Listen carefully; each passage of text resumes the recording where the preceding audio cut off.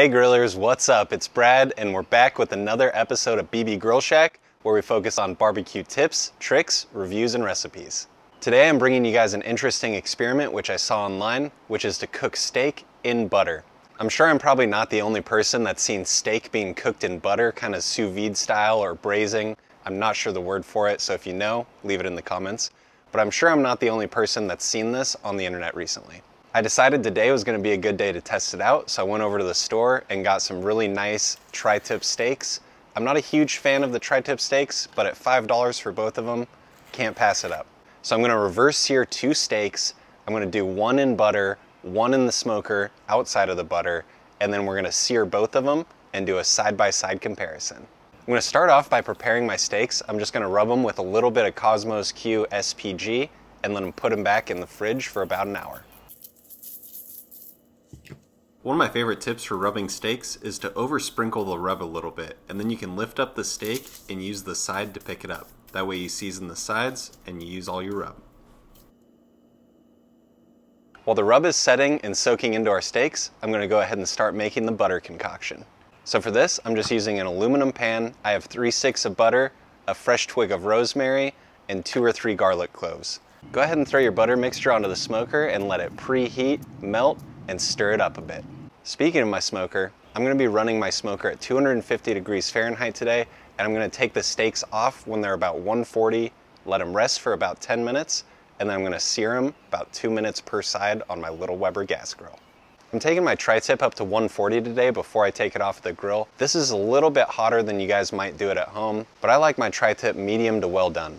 So I'm going for a nice medium well here. I'm going to take them off at 140, rest them, and then sear them afterwards. Now that we're all preheated and melted, let's go ahead and throw our steaks on. I'm just going to throw one in the butter and one outside of the butter. I'm using a couple temp probes here with my fireboard so we can keep track of this cook and I can show you guys the results. Interestingly enough, the steak cooked in the butter came off about 10 to 20 minutes before the other steak. This makes a lot of sense because it's cooking in direct contact with the already hot butter, where the other steak is just being heated up by the air, which doesn't carry as much heat with it. To make this an even test, I'm going to go ahead and take this first steak off and throw it in the oven at 140. This is going to keep it at 140 so that when I take the other one off, I can rest them for the same amount of time before searing them. I took the steaks off the grill, wrapped them in foil, and now I'm going to let them rest for about 10 minutes while I go heat up my Weber Go Anywhere gas grill. I threw my grill grates on here and I'm going to see how hot I can get these grill grates on this little gas grill. So after about 5 minutes, the grill grates are right at 500. This is a little bit lower than I would normally use with the grill grates, but it's going to work just fine for this tri-tip. This little Weber is pretty cool and it got the grill grates up to 500 degrees. If you want to check out my video from last week, I did a review of this grill. I've only used it a few times, but I'm really impressed with the heat that it puts out for a single burner grill. I seared the tri-tip steaks on the grill grates for 2 minutes per side. This left some nice faint grill marks that added a little bit of sear and just kind of finished off the steaks. After searing, I threw the steaks back in their foil, basted them with a little bit of my compound butter mixture that we used to cook the one steak in, and let them rest for about 10 minutes.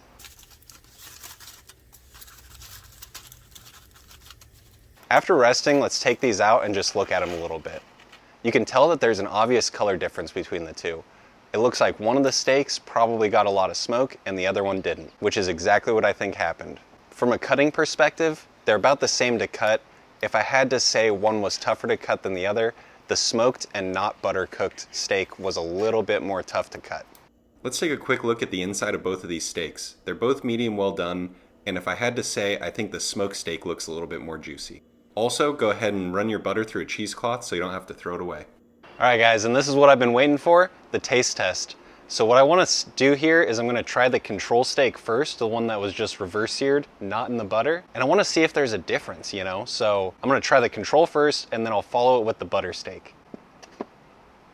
Alright, here's the control. Get you guys a nice little view of it.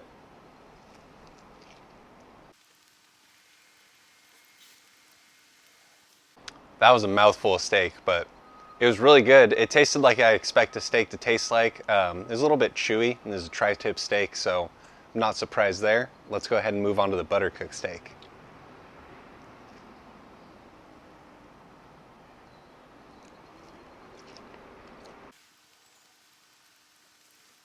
That was a good steak too. There's a couple differences I noticed with it. So it did seem a little bit more tender than the non-butter soaked steak. It also seemed like it had less flavor. So although the rub looked like it stayed on the surface, it doesn't really taste like the rub. It tastes mostly like butter, garlic, and rosemary, which is a good flavor, but I really miss the saltiness. So next time if I do this again, I might throw a little finishing salt on the one that I cook in the butter because it was lacking that saltiness that I like in my steaks. I've already done the taste test and I've had a chance to try a few more pieces of each of those steaks, and here's my overall thoughts. The butter trick does work. It's a little bit extra work and it does make the steak a little bit more tender. That being said, you don't get the smoky flavor that you get on the other reverse seared steak that was just in the smoke. And I really like that smoky flavor. Also, like I said in the taste test, it seems like a little bit of the rub comes off of the steak when it's in the butter. That makes sense, but it's not ideal because I really like a salty steak. And lastly, you do get a really good rosemary flavor throughout the entire steak by having that fresh rosemary in the butter. But what I noticed is the steak that I smoked, just by drizzling the compound butter over it while it rested, I had a very, very similar rosemary taste. It wasn't quite as strong, but it was really good. So my overall impression on this is, will I be doing it again? Probably not. It was a pretty cool experiment. It was really fun to do at home, but at the same time, I don't really see the added benefit, and it's just a lot of added mess and a lot of added work. That being said, go ahead and try this out for yourself at home if you don't believe me.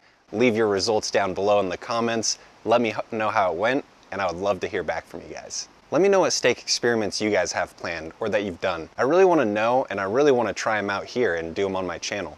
So leave a comment below with the steak experiments you want to see, the steak experiments you have seen, or the steak experiments you've done. Thanks again, you guys. Get out there and grill this weekend, and I'll catch you next week. Have a good one.